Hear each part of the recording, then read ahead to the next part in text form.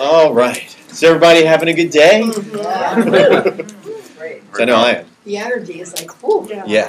Yeah. So this is great. I appreciate everyone that's here, and all the speakers and everyone for being here, and everyone that's spoken. They're all really amazing, talented, gifted people, and they're all available, to help you in the ways that they do. And all their information is on the website. If you go to awakenche.org, I have their information on there, so you can get in touch with them if you haven't gotten their information already.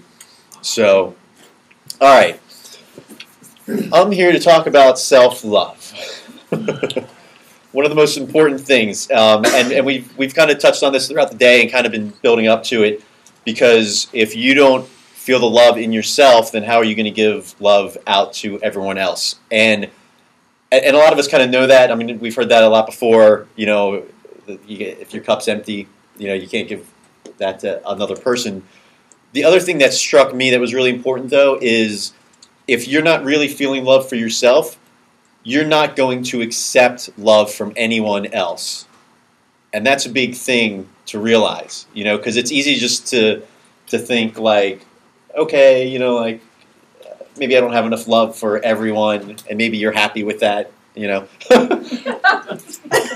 Some people are. That's why, some people, it's whatever we're willing to accept. Actually, we just watched last night, Perks of Being a Wallflower. This is one of the best lines I've ever heard in a movie. We accept the love we think we deserve, was the line in the movie. We accept the love we think we deserve. So if we don't feel that we're deserving of even our own love, then we're not going to be able to accept someone else's. And again, like, this is the Awaken the Love Day, and it's centered around Valentine's Day, just to be in that love atmosphere and keep that love flowing. But it's very much not about just loving a partner, because that's a lot of what Valentine's Day is about. This is just about unconditional love for everyone and everything, and mostly yourself.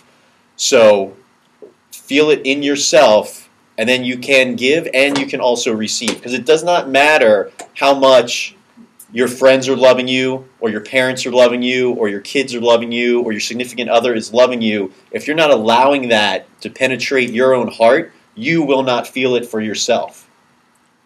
And, I wouldn't use the word wasted. I mean, it kind of comes to mind, you're, like, their love's almost wasted because you're not feeling it.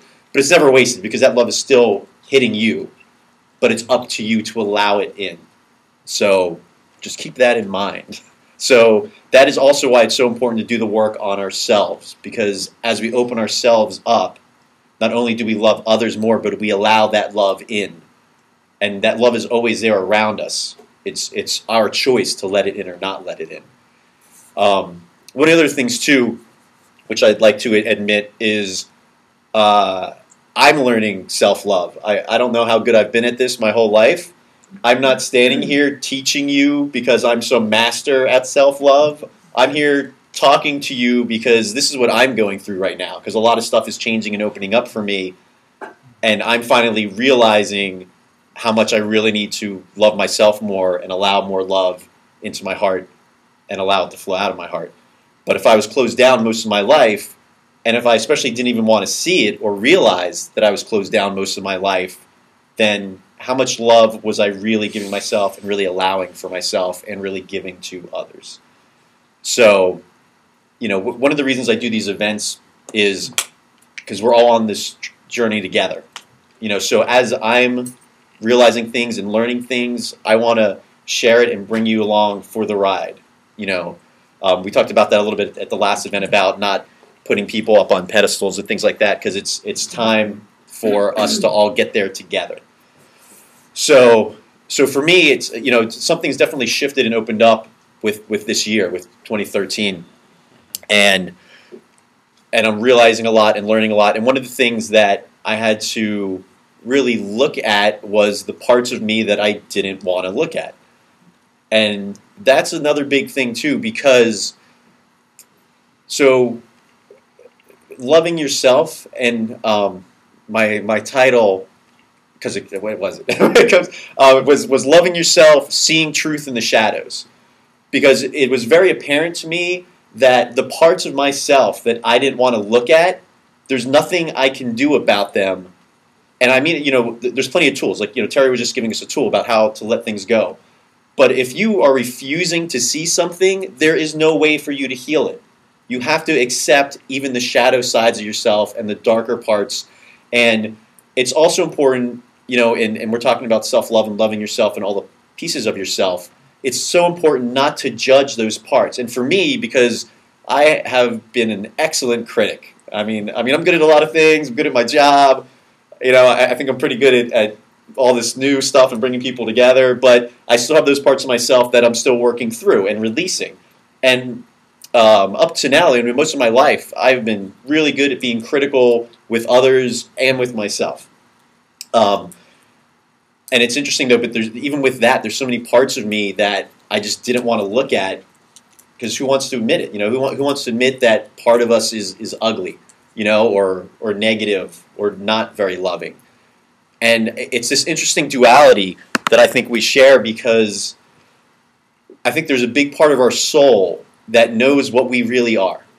Like deep down, we know that we're loving beings, that everything is done out of love, that every experience we have is out of love. And there's a part of us that knows that, but on the surface, and especially in our mind and our egos, we just see reactions that we have, and we see reactions other people have to us, and we were raised in this world the way it was. And it's not necessarily the world we want to be in, but we have to clear all the stuff that we picked up along the way first in order to get to this better place. And we have to realize that an interesting example that I kind of saw was when we're born, we come into this world and we're little babies, and we have a connection to the divine. It'd be great to really find out what a baby really knows, because they probably know a lot more than we do. But as far as their minds are concerned, their consciousness, we have to learn. And we learn by watching others, and we take in everything around us. We're those little sponges. And as a baby, what do we really learn? For the most part, no, is what we learn. Because if you're doing something right, we don't always get a lot of credit for it. The first time, like a baby's first steps, like everybody's happy, they're taking pictures, they're telling everyone, and that's it. What about all your other steps? Right? And it's true. It's so true. First step, people are cheering and telling everybody about it and posting things. I'm sure it's on Facebook these days. But what about, your third step and your fourth step and your 127th step and your 10,000th step?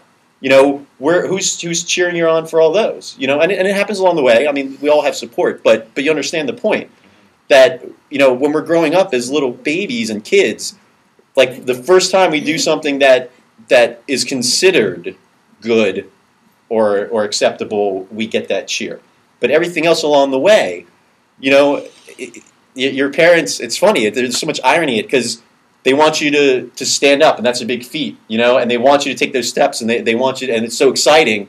But then all of a sudden, what happens? Don't go there. Don't run there. Don't touch that. Like all of a sudden, like everything else you're doing is no, no, no, and you're learning all these boundaries and limitations to things.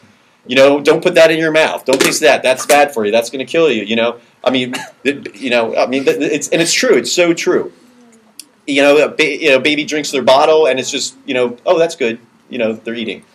But if they try to eat something they don't want, it's no. So there's a lot of this no reinforcement and a lot of these limitations placed on us when we're coming into this world and growing up. And I'm not saying that to diminish the love that we have, because there's an immense amount of love that we get from our parents and from our friends growing up. I mean, there's so much support around us. But for me, anyway, my experience is the no's and the limitations just seem to stand out so much more, because it's the things that hurt us that just, really stick in us and stick to us. And a lot of that is what shapes us growing up, is the things that hurt and the limitations that are put on us.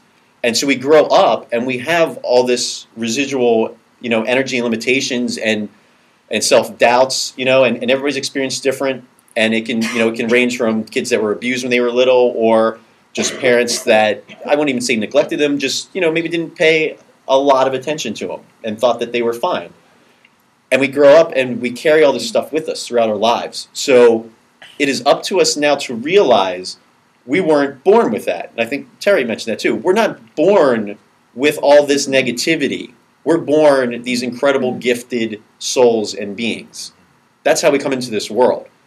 And we choose, as we go along, based on our experiences, to change that and to see ourselves differently and to see ourselves as less. And now, as conscious adults, we can choose to undo that. We weren't born that way, we became that way. So it's up to us to unbecome the things that we don't like and serve anymore. And that's going to be a part of my meditation that I'm going to do with you guys. So the other thing is, and there's lots of tools, to try to get through this, and there's lots of help, and we're really blessed because we have so many people in our lives to help us through this stuff. But we have to see it first, we have to recognize it, and we have to accept it. And what was interesting was when I was thinking about my talk and what I was going to do today, I had this vision, and somebody, had asked, what does it mean to love yourself? And it was a good question because I don't know if I ever really thought about it. I just figured self-love, great topic, and like most of the speakers, we kind of just go with what we're guided for. So I knew it was self-love, but what is self-love? So it was a great question. So I sat with it and thought about it and said, okay, well, let me answer this for myself. What is self-love? So I did that by thinking first, well, what is love? How do I define love? Love is being caring, being gentle, being accepting, being understanding. When I'm thinking about, well, what does it mean like if I love somebody else or somebody else loves me? What does that mean? And it's all these good things. It's accepting them. It's wanting the best for them. It's wanting them to succeed. It's wanting to see them happy, no matter what's going on. It's seeing the best in them even when they're not necessarily seeing the best in them. It's knowing that they can do better and that they can reach that potential that we know we all have. This is all part of loving someone, and it's having those feelings for them even during the bad times, even when they're not their best self, even when maybe you're fighting with them, that's all part of the love. And it's pretty easy, I think, for a lot of people to agree. I mean, there's a lot of definitions, but I mean, so think about that. This is your home play work. Think about, like what it means to love somebody else and just how you see that, but then apply it to yourself. And this is when it hit me that, and I'm not saying this to be critical or hard on myself, and this is the important part that I want to get across, is there's a fine line with me just being critical about myself and just being honest with myself, because I don't think I've really been that loving to myself. And when I turned my definition around, I realized it, because how often do I really understand everything I do, and how often do I actually accept everything I do? How often am I forgiving of everything I do? How often do I want the best for myself? And that's a big thing, because again, if we don't feel we deserve love, even from ourselves, we're not going to accept it. So, I mean, do I really go out of my way for myself the way I would go out of my way for someone I love? And the answer is no a lot of the time. I don't really go out of my way for myself. Like, there's a lot of people that I care about and love, and I'm always there for them. Like, they just have to ask, and I'm happy to be there for them. And there's a lot of people in my life that love me that, are there for me. But how often do I go out of my own way for myself? And that's what you need to ask yourself. So look at your definition of love, turn it around, apply it to yourself, and say, am I actually doing these things for myself? And it's okay if you're not. I mean, again, everything we did today is just great, because even the thing we did with Susan where, we were getting to that target and really opening up. This is about opening up with yourself too. So you really have to be honest with all the parts of yourself, even the ones you don't really want to look at. So it's okay if you suddenly realize maybe I'm not that loving with myself, but then just ask why. And you can start uncovering things and start understanding why we live the way we do and why we treat ourselves the way we do. And it goes back to that growing up, as a little baby and as a little kid, because I think that obviously it's not intentional for any parent to put any kid down, or make them feel bad about themselves. But it just happens along the way because we get so many no's and so many limiting beliefs along the way that they stick with us, So looking at it again, it's how often do I go out of my way for myself? What do I do for myself? The meditation and brushing your teeth was a great example. I brush my teeth pretty much every morning. I will publicly admit there might be a few that I skip, but not many. We don't need to know this. Right. So, but it's that idea that there's certain things that we have been more or less trained to do for ourselves, just because that's how you take care of yourself. You brush your teeth, you shower, you feed yourself, and it's funny because these are the survival instincts. You're hungry, you eat. It's that simple. You're hungry and you eat. You got to go to the bathroom, you go. But when it comes to really loving ourselves and taking care of ourselves and taking it to the next level, what are we really doing for ourselves? And I can't tell you how many times I've known I needed to do something for myself, and I just didn't do it. I know that I would probably have a better day if I took the time and meditated every single morning. And some mornings, I'm just full of excuses not to. I was up late, I'm going to be too tired if I don't sleep in, and I got too much to do. And I freelance. I have a flexible schedule, and I still come up with these excuses for myself. That's how crazy, we get with this stuff. There's no, really, I can't take a couple minutes to just center myself and put myself in a good place in the morning. Why would I not do that for myself? And it comes back to self-love. And it's not about punishing myself for not doing these things, but it's about just admitting to it, and that's the first step. Everything's just baby steps, just one step at a time. And so we have to look at things like that, why aren't I really doing these things that are better for myself and more loving for myself? And I had to get to a place too where it's okay to look at the reasons why, because a lot of times there are reasons that I don't really want to look at because they're not nice, we've been through a lot. We've been through a lot of traumas and a lot of difficulties in our life, and it's so easy to ignore that and resist it.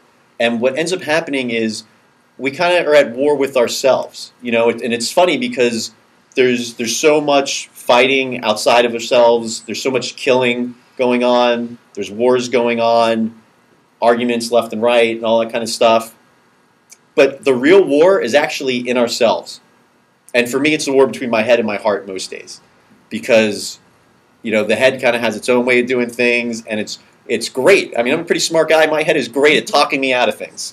It is really good at it. And I'm learning to tune in more to my heart and to try to quiet the mind and listen to what the heart really needs. And that's really loving ourselves, is taking that time to tune into the heart and ask yourself what you really need, what you really want, and why you're not doing it for yourself if you're not.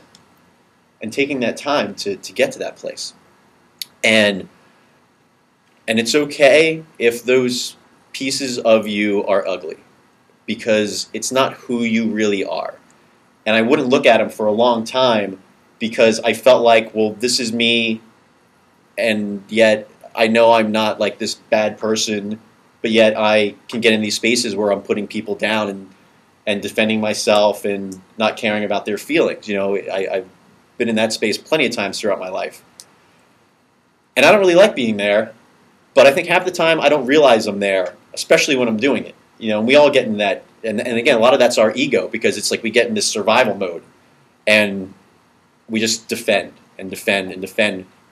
And for me, from my experience, is I feel that a lot of that defense came from me not wanting to admit these are parts of me. But I took them too personally, because these are just things that I've become through my experiences, and I can undo them if I allow them to, and if I work with the right people to help me do it. I can undo them. But I had been holding on to them so tightly and hiding them, stuffed them away, in the dark in the corner, and just pretend like they're not there. And resist looking at them and dealing with them. And when we really learn to start loving ourselves more, we realize that it's okay to dig those up and dig them out and say, these are part of me just because this is where I am, but they're not me. They're really not of me.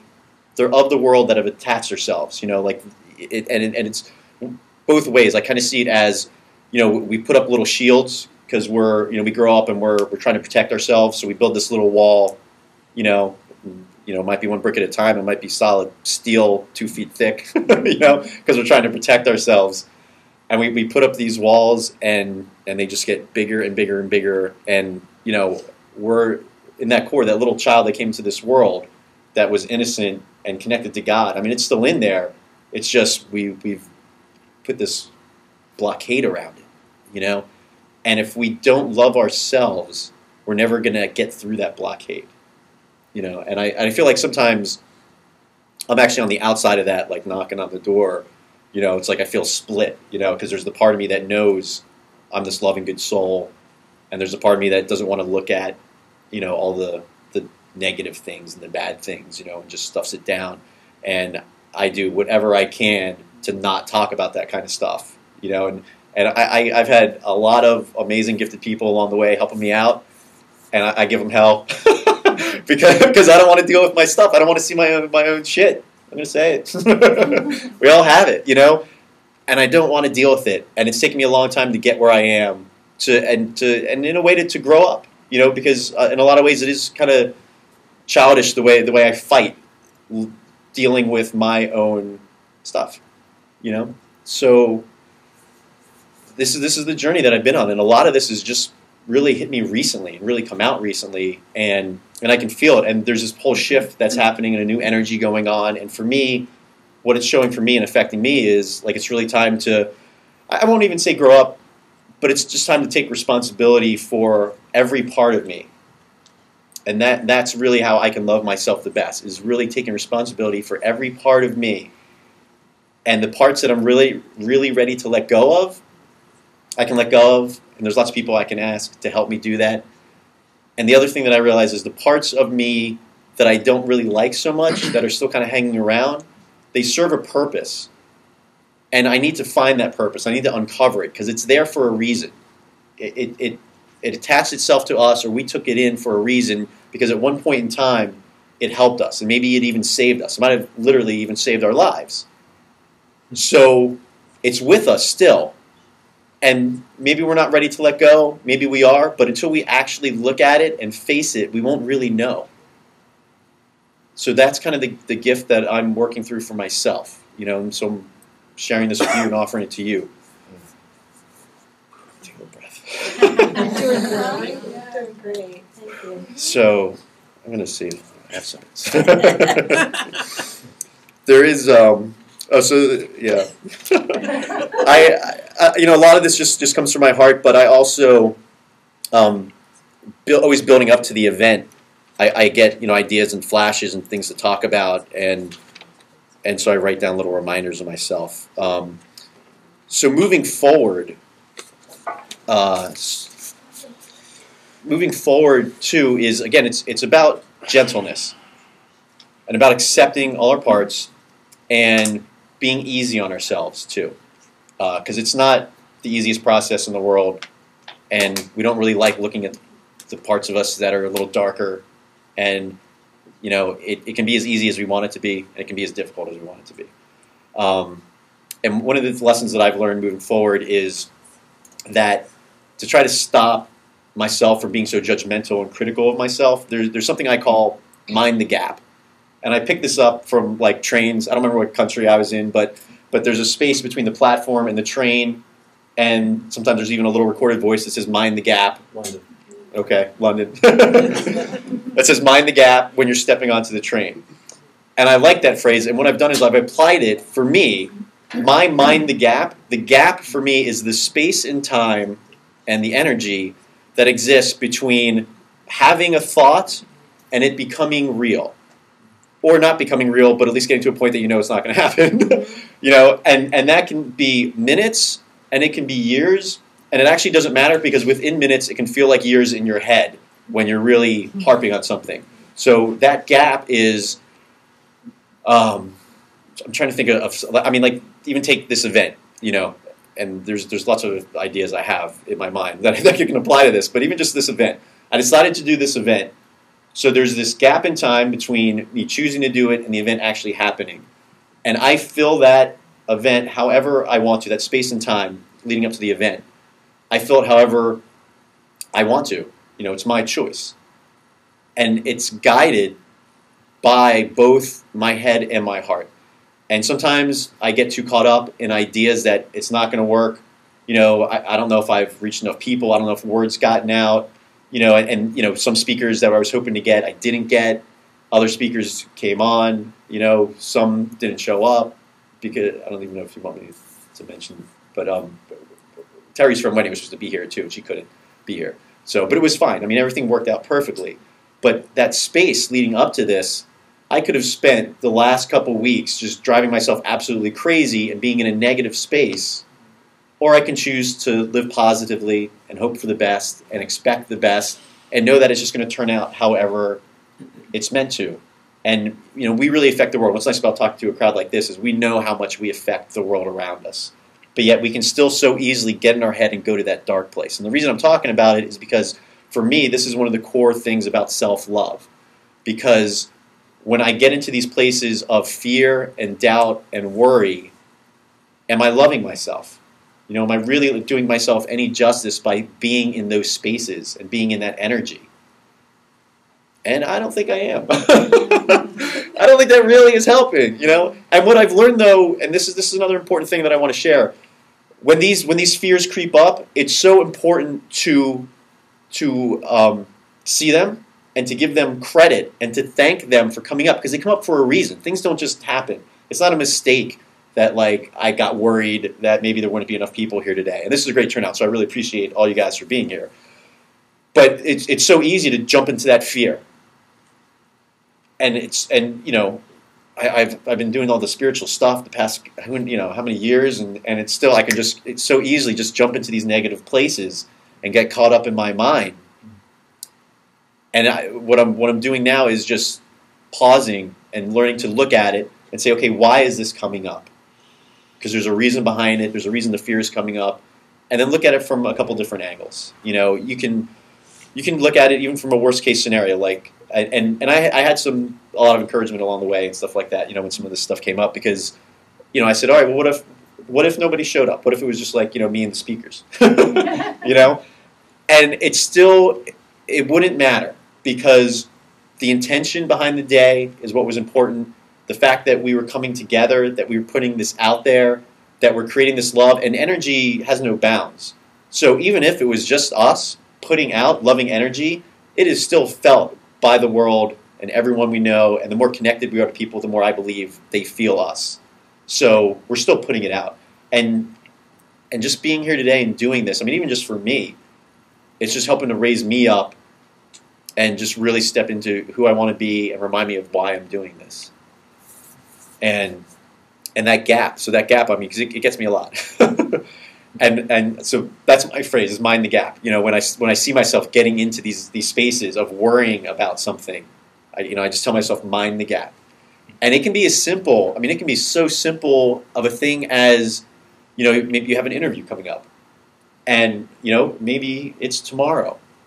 And it doesn't seem like a big space of time, but in our head it can be a huge space of time, and we can get in our way so much in that short span of time.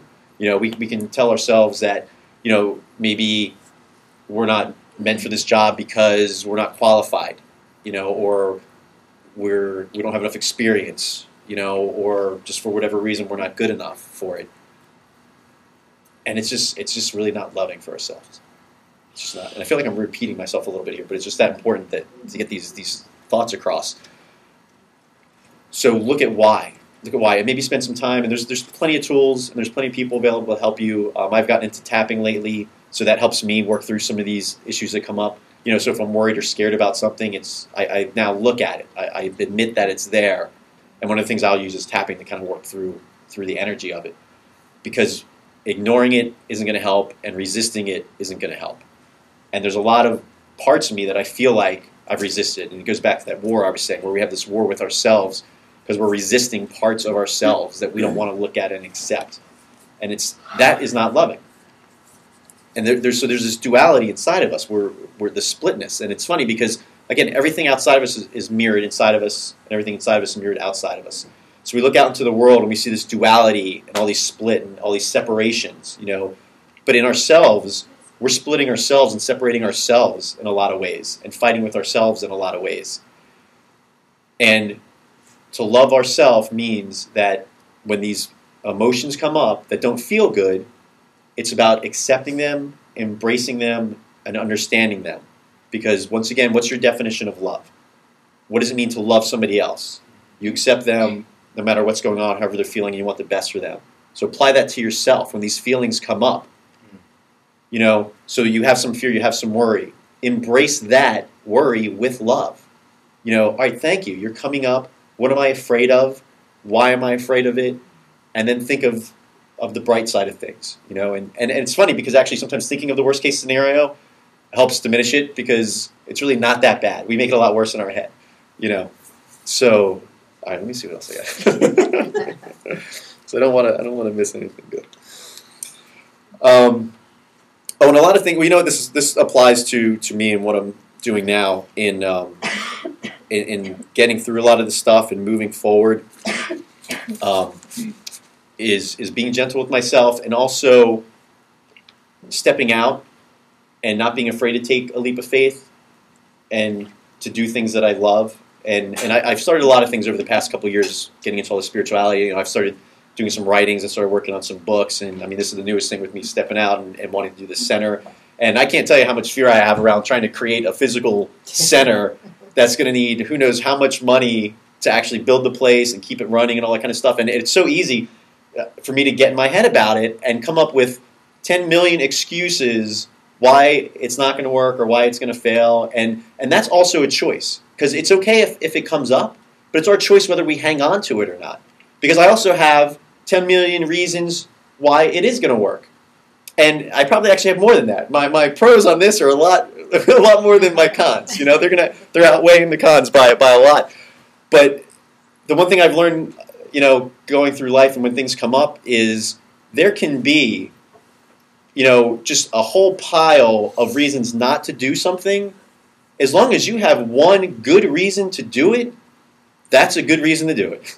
And it doesn't matter because everything else is excuses. It really is. Everything else, just excuses. And it goes back to the negative where we say, like, what do you don't want? Well, that doesn't really help you. If you're looking for a new relationship or you're looking for a job or even if you're looking for a new home, talking about what you don't want, well, that's nice, but unless you say what you want, you're not going to get it. It's not going to manifest itself. And it's the same kind of idea too. It's what do we want for ourselves? And again with the center, it's how many good reasons do I have to do this? And whatever reasons I have not to do it is all just fear and worry and the don'ts and the limitations and all the stuff that isn't going to really help at all. Not one bit. It's not going to help one bit. And everything again comes down to a choice. So if I feel good about something, I can choose to do it, and the excuses that come up and the limitations that come up, and granted it comes from other people too. I'm great to come up with the stuff in my own head. We all are, but we know we have help from the outside too of people telling us why things aren't going to work. But again, it's all limitations and excuses. So how do you choose to live your life? Do you want to live your life out of excuses and limitations and do nots and why nots and can nots?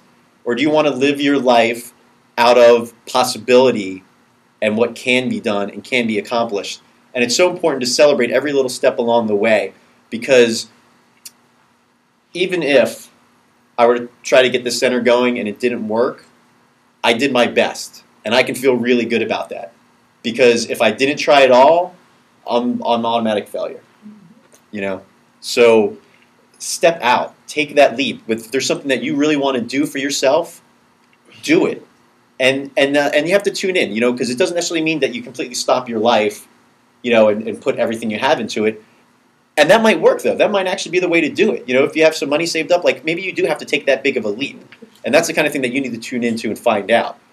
But you can also just put some time aside each day, like you put time aside to meditate. So, you want to write a book, put some time aside each day to write it or a week, but just make time, and it can happen. It's possible. But again, that is loving ourselves. It's allowing ourselves to do the things that we want to do without letting all the excuses get in the way.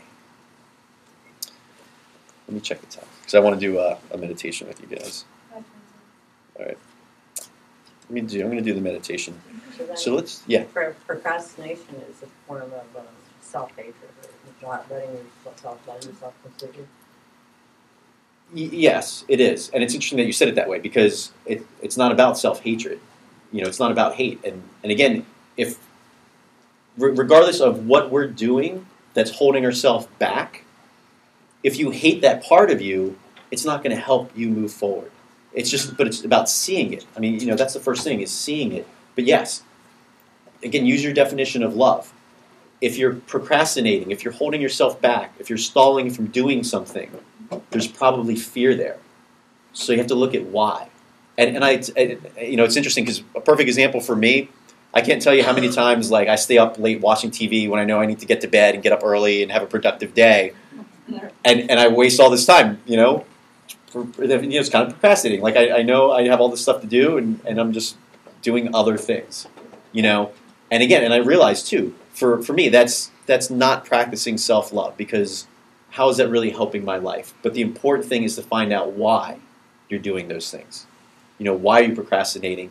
And I mean, this opens up a whole other discussion that I'm not going to get into, but a lot of times there are reasons, and it could be anything from being afraid to actually succeed to being afraid to fail. It goes on both ends, And there's a lot of people, and the other speakers that spoke here, I mean, they're great at helping you look at those things and dig them up and work through them. So, but it's important just to see it and to realize it. And if it's not helping you, if it doesn't feel loving, if procrastinating doesn't feel loving, then it's not loving yourself. But you don't have to go to the place of it meaning that you hate yourself either. You don't have to put yourself down. I've accomplished incredible things through procrastination. One thing, and then it's amazing what I do at that time because I feel like, I'm not doing my homework, so I have to do something that's really worthwhile. So I brought a book. There's a book called The Art of Procrastination, but I haven't read it yet.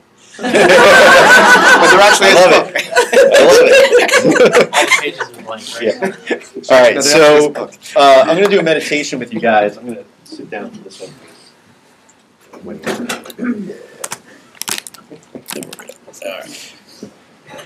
All right. So we're going to do a little self-love meditation. All right, so everyone just get comfortable, sink into your seats and close your eyes and relax. Take a couple deep breaths.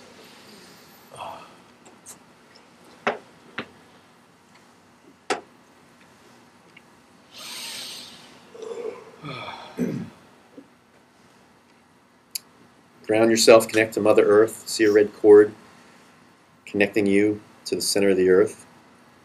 And see another cord coming out of the top of your head, going through the center of the galaxy, into the stars, into the vastness of the universe, and connecting to the light of the divine.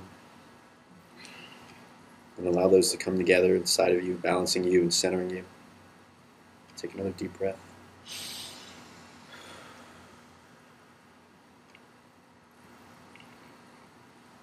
So we're going to take a little journey into ourselves. We're going to go into our heart. And we're going to imagine that we're on the shores and there's a dock there. And it can be an ocean, it can be sandy, or however you want to see it. But there's a dock, and there at the end of the dock, there's a boat waiting. And right now it's empty. What I want you to do is you're going to imagine all the parts of yourself, all the belief systems that we have, all the things we've gathered along the way, ideas like we procrastinate, we're not good enough, we're not loved enough, even traits that you have, personality, pieces of yourself, especially the ones that you normally don't look at. Let them come up and see them as a part of yourself. So let's say there's a part of you that's fear. Maybe it feels like it's something from childhood. So see that part of yourself as you as a child. See the part of yourself that's angry, as yourself. It's almost like we're cloning ourselves. So the part of you that's angry, you're going to see it as another one of you standing in front of you, angry. And you're going to feel that. Really feel that angry. It's that anger personified as you. And that worry. Take that piece of you that's worry. See it as another you in front of you, looking worried. And do that with all your emotions that you can think of. And maybe there's some major ones for you. So maybe there's 5 pieces of you, 5 others of you that you see there. Maybe it's 100. And just let yourself keep multiplying into all these pieces and see them as that personification of yourself. See the anger as that angry person. See the worry as that worried person. See the fearful child as that fearful child of yourself. And keep splitting yourself into all these pieces. And see them all in front of you. And what we're going to do is we're going to look at each one of them. And you're just going to know, and they're going to know. There's some pieces of you that have served you in the past that we're ready to let go of. And there's some pieces of you that may not be so pretty, but they still serve you for a purpose at the moment. So the pieces of you, even the ones you don't necessarily like, if they still serve a purpose, we're going to find that purpose before we let them go. And it may not be today. You might need to hold on to them a little bit longer for them to serve out their purpose. But all the pieces of you that you're really ready to let go of, let them all walk ahead of you onto the dock. So if you're ready to let go of anger, if you're ready to let go of hate, if you're ready to let go of rejection, if you're ready to let go of fear, worry, doubt, let all those pieces of you, see them as pieces of you, as clones of you, walking out on that dock, and one by one, they're going to get in the boat. And right before they get in the boat, you're going to give them a big hug, and you're going to thank that piece of you for being part of you, and for serving you, and for protecting you, because that's why we get these pieces of ourselves. We get fear because it wants to protect us. We get angry because we're trying to protect ourselves. So all these pieces of us, even the ones we don't like to look at, they've all served us for a reason. We've made them part of ourselves for a reason. So the ones you're ready to let go of, hug, love, and thank that piece of you for all it's done over the years. And then let it get in the boat. And one by one, you're going to fill up the boat. And the boat will be as big as it needs to be. It will expand if it needs to fit all those pieces of you that you are ready to let go of. And once they're in the boat, you're going to take the rope that's tied around the dock and unleash it. And you're going to wish all those pieces of you well and watch them sail off into the sunset. And the boat's going to slowly fade away and disappear into the horizon. And know that all those pieces of you that you're releasing have another purpose to serve. Energy gets recycled. They will find their way to another purpose. So it's okay to let go of those pieces of you that you picked up along the way. They now have another job other than protecting you. Just let it fade away. It gets further and further away and slowly disappears into the sunset.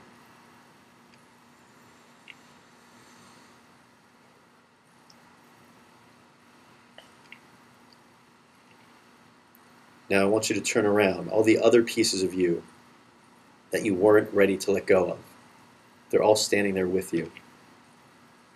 And you're turning around and facing away from the sunset.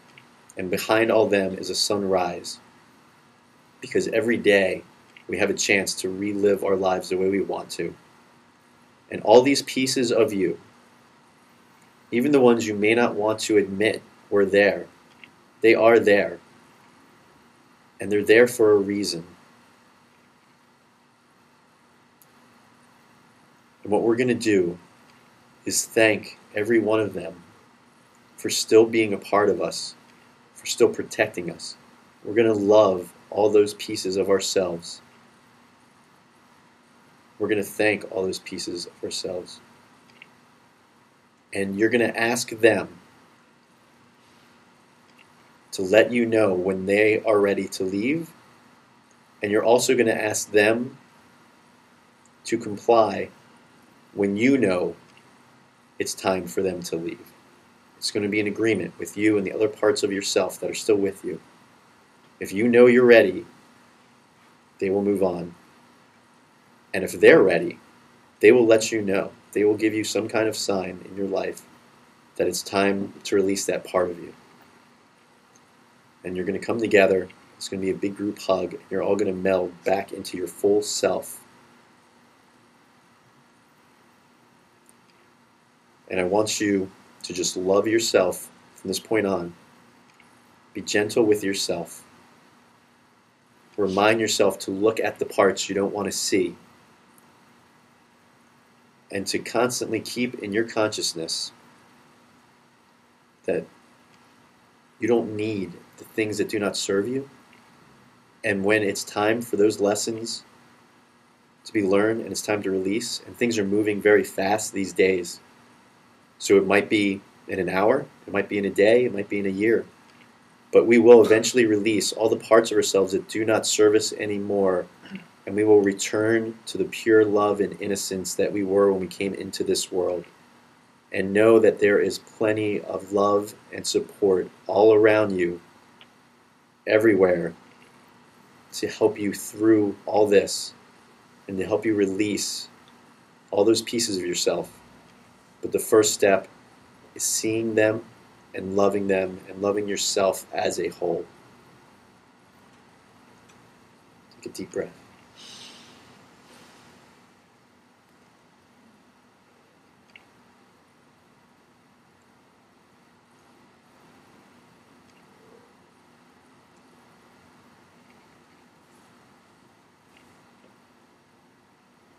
So start coming back.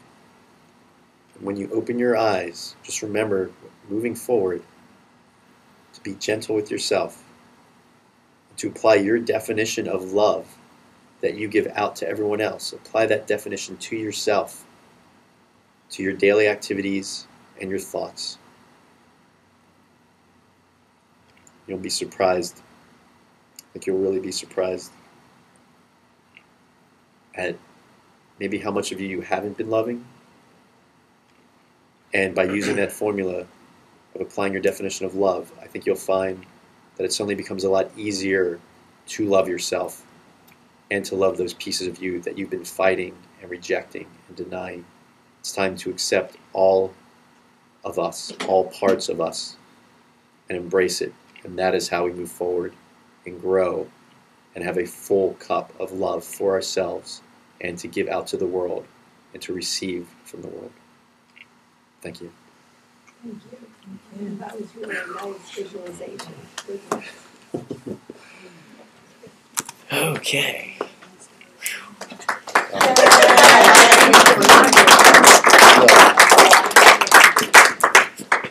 Is she? Happy birthday, Shay. Happy birthday.